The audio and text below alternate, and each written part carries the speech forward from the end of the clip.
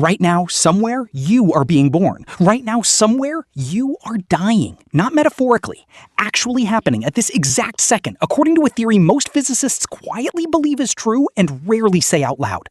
Most people assume time moves. The past is gone. The future hasn't happened yet. Right now is the only real moment, sliding forward second by second like a spotlight moving across a dark stage. It feels obvious. It feels like the most solid fact you have, the one thing you never have to question, the one thing that's supposed to be true no matter what. Physics disagrees, and it has for over 100 years, quietly, in the background, while the rest of us kept living like nothing was wrong. In 1905, Albert Einstein published his theory of special relativity, and it did something stranger than most people realize. It didn't just describe how fast light travels, it quietly destroyed the idea that now means the same thing for everyone. Einstein showed that two people moving at different speeds will genuinely disagree about which events happen at the same time. Not because one of them is confused or looking at a broken clock, both of them are completely right from where they're standing. There is no single universal now that everyone shares. No master clock ticking away somewhere in the sky that the whole universe agrees on. There's just your now and someone else's now.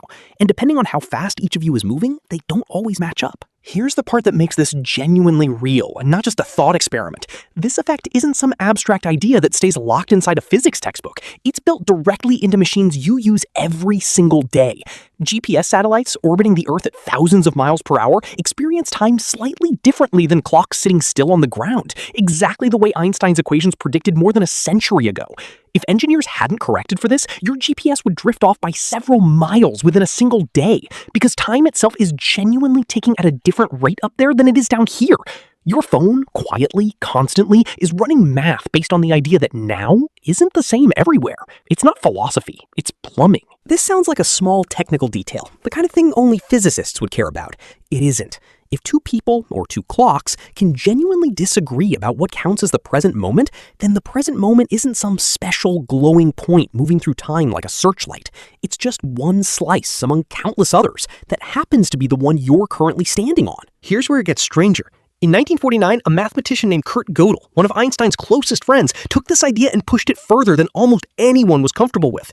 Gödel found solutions to Einstein's own equations that technically allowed for loops in time itself, paths where an event could, in principle, lead back to before it started. Gödel wasn't trying to invent time travel, and he wasn't writing science fiction. He was making a much colder, much more serious point. If the equations that describe our actual universe allow for something that strange, then maybe our gut feeling that time flows in one clean direction was never actually built into the physics at all. Maybe it was something we added on top, out of habit, because that's simply how being conscious happens to feel. This is the point where most physicists arrive at something called the block universe theory, sometimes called eternalism. The idea is simple to say out loud and deeply uncomfortable to actually sit with for more than a few seconds. Every moment that has ever existed or will ever exist already exists, permanently, all at once, the way every page of a book already exists between its covers before anyone starts reading it. You don't experience a book by watching new pages get written as you go. The whole book was already finished, sitting there complete long before you open the first page. You're just moving your eyes across a page that already existed the entire time, in exactly the same order it was always going to be in. Under this theory, the day you were born isn't gone. It's not a memory stored somewhere in your brain slowly fading with age like an old photograph. It's a real physical moment, sitting exactly where it's always sat, just as real right now as this sentence is.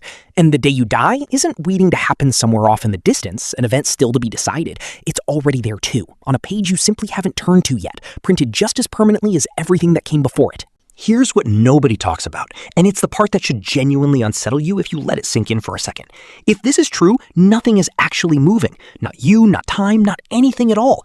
There's no spotlight sliding across the stage, no searchlight sweeping forward. There's just the entire stage, fully lit, all at once, forever. Every scene happening simultaneously, side by side. None of it more now than any other part. What we call the present isn't special in any real sense. It's just the page your particular consciousness happens to be reading from right now. The same way one specific word on a page isn't more real or more important than the rest of the sentence surrounding it. So why does it feel like time is moving? Why does it feel like this moment is happening specifically, and not some other one entirely? Physicist Julian Barbour has spent decades arguing this feeling itself might be the real illusion, the only illusion, layered on top of a universe that doesn't actually flow anywhere at all. He argues your brain builds the sensation of now flowing into then the exact same way it builds the sensation of color or sound, out of raw information, stitched together into something that feels smooth and continuous, even if the underlying reality underneath it isn't moving even slightly. Think about what that means for something as simple as watching a candle burn down on a table in front of you. You don't actually see time passing, not directly. You see a sequence of separate moments, each one complete and finished entirely on its own. Wax slightly shorter in each one, a flame slightly different in each one, none of them connected to the others by anything except your own memory linking them together after the fact. Your brain links them into a story called the candle burning, the exact same way it links individual photographs into what feels like continuous motion in a film. The motion isn't really happening between the individual frames. Your brain is manufacturing the feeling of motion out of separate, static, already finished slices, and doing it so smoothly, you never notice the seams, never feel the cut between one photograph and the next. If the block universe theory is right, your entire life might work the exact same way, start to finish. From your very first memory to your very last breath, every moment you've ever lived and every moment you ever will live might already exist, complete and finished, like individual photographs laid out permanently across an enormous timeline that never actually moves an inch in any direction. Your consciousness might just be a kind of spotlight, or maybe more accurately, a finger tracing along a page, sweeping across those frozen slices in order, creating the powerful, deeply convincing feeling that one of them is happening now, while the others are either gone forever or not yet real. This isn't a fringe idea whispered by conspiracy theorists in the corner of the internet. This is a genuinely mainstream position among physicists studying relativity, even if most of them are quietly uncomfortable saying it plainly at a dinner party, because it tends to derail the evening pretty quickly. Some physicists disagree, and there's real, ongoing, serious debate about whether quantum mechanics changes this picture entirely, whether time might flow after all at some deeper level we simply haven't discovered yet. Nobody has definitively settled this argument, and it's worth being honest about that up front instead of pretending physics has this all figured out.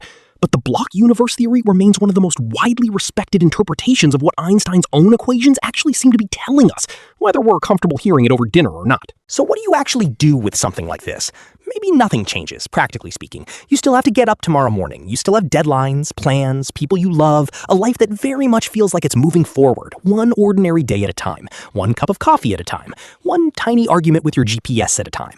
But somewhere underneath all of that, there's a real serious mainstream scientific possibility that every version of you, the version being born, the version reading this exact sentence right now, the version on your very last day alive, all already exist, permanently, equally real, on pages of a book that was finished before you ever opened it. You're not moving through time in the way it feels like you are. You might just be a very convincing illusion of motion, sweeping across pages that were never actually turning in the first place, never actually being written as you go, page by page in real time, the way it always seemed like they were.